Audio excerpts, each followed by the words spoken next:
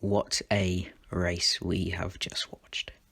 The rain, the crashes, the spins, the safety cars, the mistakes, everything about it was top quality. I loved every single moment, every lap. There was something happening.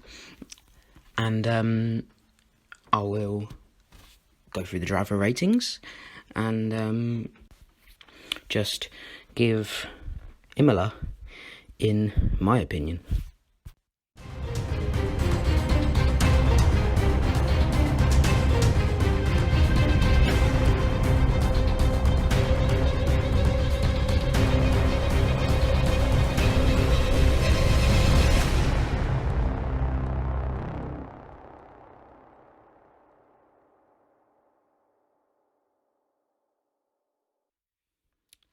Firstly, we'll start with the race winner and now second in the Drivers' Championship, Max Verstappen. I have given him an 8.2. Obviously could be much higher. There's an argument for it for sure, but I've given him an 8.2 purely based on the fact he did make the mistakes in qualifying. There's another argument to say that if Hamilton hadn't have had that mistake going into the wall, he probably would have won the race. He didn't, and he made that mistake, so that's bad on Hamilton's part. But on Verstappen's part, you have to say, if he didn't make that mistake, he wouldn't have won that race. So it was a great performance, but there's still a lot to improve on if he wants to win this championship. And that's the reason that I still don't think he will win the championship, because it's only when Hamilton makes mistakes like that, which isn't very often, that obviously today he got the win. The start, great, getting into P1 from third on the grid. And then once he did come out the pits and stay ahead of him, he just built that gap right away. And there was no catching him from there, especially after the mistakes that Hamilton made. That's why he is given an 8.2. Then moving on to Lewis Hamilton, I've given him an 8.0. And this was probably quite a hard one, because you could say great recovery drive, stuck it on pole, that's got to be high eights. But at the same time, he should have won that race. That was his race to win from pole. Coming out the pits. Obviously, his team did give him gave him a slow stop, which meant he didn't beat Verstappen. But if he did not go into that wall, that was his race to win, really, and his race to lose as well, and he lost it. So that's why it isn't really high. Still an 8.0, very, very good, but he needed to not make that mistake, and I would expect from Hamilton, someone who is known for being so good in the wet, that he wouldn't make a mistake like that. But he did, and it cost him the race win, in my opinion. So yeah. Then moving on to third place, podium, Lando Norris. Oh my gosh, when he was in second, and then the soft tyres, and you just see the gap to Leclerc. Oh, Leclerc's got DRS. Oh my gosh, the tension. Then Hamilton's past Leclerc, and I was just like, oh no, my God, I was basically at this point, Hamilton's getting past Norris, but is Leclerc going to do it too? Because Leclerc is faster than Norris as well. But no, he secured the podium. He didn't let Hamilton through, actually. He defended it into turn one, but then Hamilton obviously stayed right up behind him for that entire lap, and then got DRS again. There was nothing Lando can do. I don't think anyone's faulting him for not being able to hold Lewis up for 6 laps. I think it was Lewis got into third, and there was 6 laps left of the race. I don't think anyone expected he would be able to hold him off. He couldn't. He had a problem with his clutch, which it was actually his fault, because when he was steering, he was knocking it, which is maybe why he lost so much time. But I still think the tyres were going so off.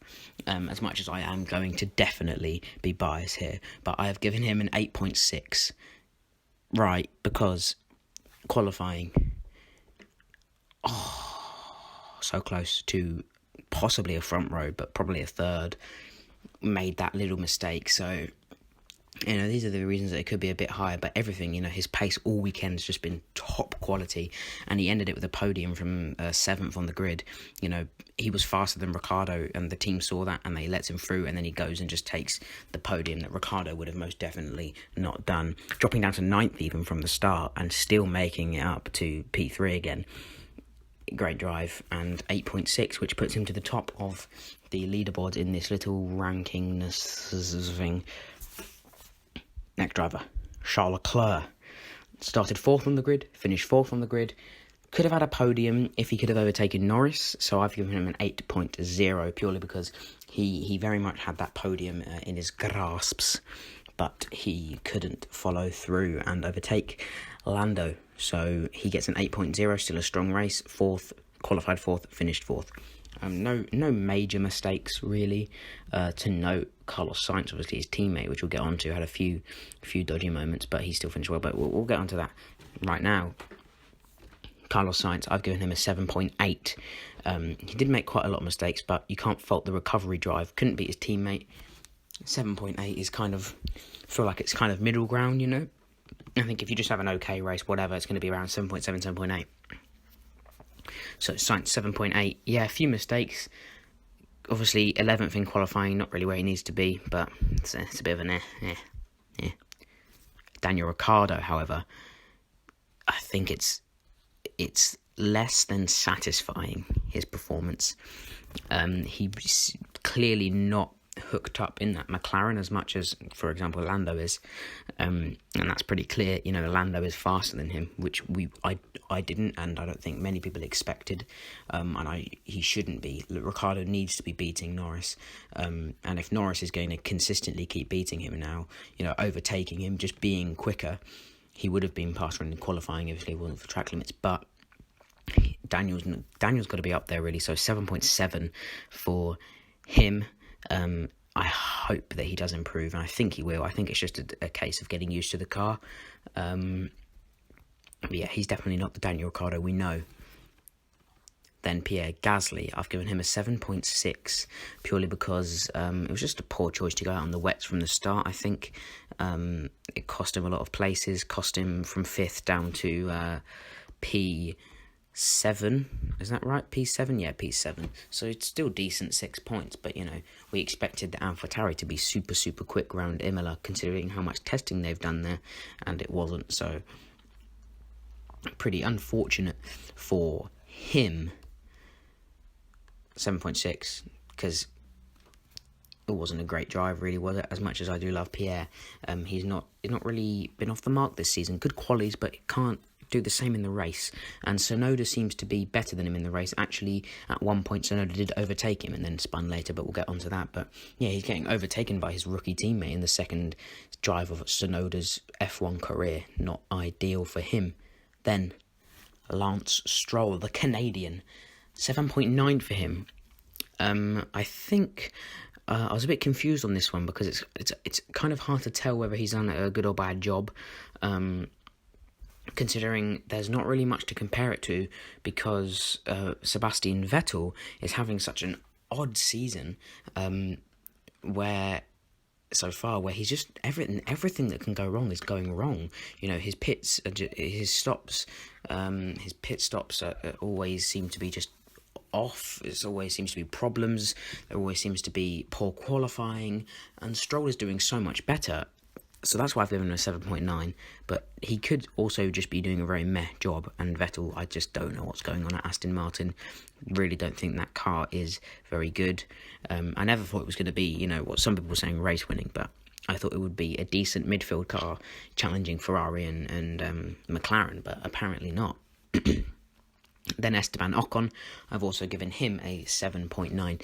Beat his teammate Alonso, out-qualified Alonso, the first time that Alonso's been out-qualified by a teammate since, I think it was Malaysia 2018, so Ocon seriously showing some pace there, and obviously if you have seen my driver predictions, you will know I predicted Ocon and Gasly to sit alongside each other in 2022, which I know is pretty... you know, they have their rivalries, they have their beef between each other, so it'll be interesting. But a lot of people are saying, you know, Ocon really needs to perform. I think Ocon's performing great, to be honest with you. You know, in Bahrain, he was rear-ended by Seb. You know, here, when he wasn't crashed out by someone, and he performs pretty decently, come in 9th, picks up 2 points, beating his teammate, Alonso, however, I've also... Let me try that again. That's not very good. Just speaking in general. That's a bit of a tongue twist, that one. who I have, however, also given a 7.9, purely based on the fact his pace was strong, and coming from 15th on the grid up to 10th to pick up a point, I think is still a really strong drive, even though, he didn't beat Ocon. I've given him the same rating because I think he was starting further back, and he, had a solid drive despite the fact he didn't beat his teammate, is the motto there, where, Ocon started 9th, finished 9th, Alonso started 15th, finished 10th. There's a clear difference there, and Alonso still had a good race. Then we have Sergio Perez. Oh, Checo, what went wrong? You were doing so well, qualified front row. It was looking like you could win the race. It's almost a guaranteed podium if you didn't just crash, which you didn't do. You didn't crash, but you spun like 3 times maybe.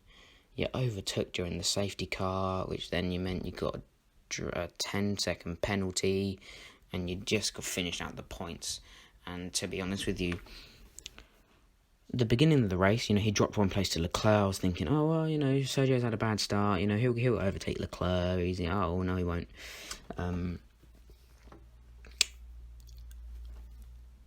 Red Bull have got a problem with that second driver, haven't they? Because Perez isn't a bad driver. In fact, I'm not even saying that the car is undrivable, because this year it seems more drivable. It is a literal curse. God dislikes the Red Bull second driver. He's just not having it. And the unluckiness, if that's even a word, that the second driver in Red Bull gets is just incredible to me. So 7.8 for Perez. How unlucky do you want to get? Honestly, qualifies second row, out-qualifies Verstappen really, really good, but the race is just one to forget. Then Yuki Tsunoda. In his second race, I thought he was going to get points, to be honest with you. Not at the start, because he was starting last, but after he crashed in qualifying. But, he started coming up, right up the grid, overtook Gasly. He was I'm pretty sure he was in 10th or 9th at one point, and then he spun. On the red flag restart, I think it was.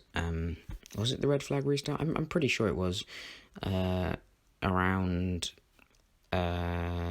So it must have been, in the 30s, because that's when Russell and Bottas collided. But get to that in a second. But still not a strong race from Tsunoda, considering we know what he can do. His overtaking, the way he just goes through the field so fast, which he did do today, but 7.5 for him. Crashed out in qualifying, poor mistake, and then spun when he could have been in for the points. Kimi Raikkonen, 7.7, a good race. Alfa Romeo didn't look specifically strong this weekend.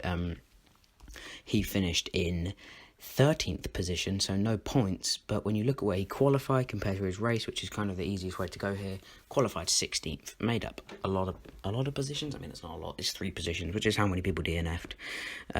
So technically, there's an argument that he actually did not make up a single position. So when you say it like that, my rating of 7.7, very generous, but that's what I've chosen. So 7.7, beat his teammate, decent race. Antonio Giovinazzi, 7.6, because he probably would have beaten Raikkonen if he didn't have to come into the pits in the last few laps. Was he the one who had the little brake problem? I think he was, wasn't he? And then the mechanic just tickled his brake and then made it better again. I don't know, but yeah, so that happened, and he lost out to Raikkonen. So 7.6 purely because it wasn't a bad weekend, but again, it wasn't a good one. Mick Schumacher, 7.5. These back markers, it's hard to really give a lot of insight into. He had the spin, which is why I've kind of lowered it from kind of the base of 7.7, 7.8 of a decent race. Beat his teammate, but yeah, it still wasn't a good race. As much as I like Mick, I have to call him out on that spin. Coming out of the pits, and then he couldn't even pit because the pit lane closed. It was just a bit of a disaster for Haas. And their other driver, Mazepin, spun on the last lap, but that didn't even matter because it was the last lap and he was in last anyway. So I've given him also a 7.5 because he finished the race. And it also, it doesn't really matter because in the last one I gave him a 2.1. So it doesn't matter. He's still like 50 points behind everyone else. Now on to some more judicious things. Bottas and Russell. I've given Bottas a 7.6, Russell 7.4. Bottas didn't cause that crash as much as Russell did. Bottas seemingly does change line a bit, but Russell dips his tyre, loses it. If Russell doesn't do that, there isn't a crash. And so it is Russell's... It's not Russell's fault, though. I think at the time of this, I believe that they have classified it as a racing incident. So nothing needs to be done. But in my opinion, it was more Russell's fault than it was Bottas's. As much as I love George, I do think like his reaction, especially after it, going and giving Valtteri a bit of a telling off, it doesn't really sit right with me, considering I think it was not Bottas's fault, not really George's, but more George's than Bottas's. I think that's my verdict. So 7.4 for Russell, 7.6 for Bottas. Finally, Latifi, 7.4. He spun on the first lap, crashed like a few seconds later. It's just not decent qualifying though, so that's why it's not 2.1 Mazepin, because he didn't qualify too bad. And yeah, that's the rating, 7.4 for Latifi to finish it off. That puts Lando Norris at the top, and these are the rankings now. Boom, boom, look at them all. I don't memorise them, but I believe Norris is at the top, followed by, I believe, Verstappen, then Hamilton. And then there are the rest of them. But that has been Imola, in my opinion. See you maybe sometime later this week, if not next weekend.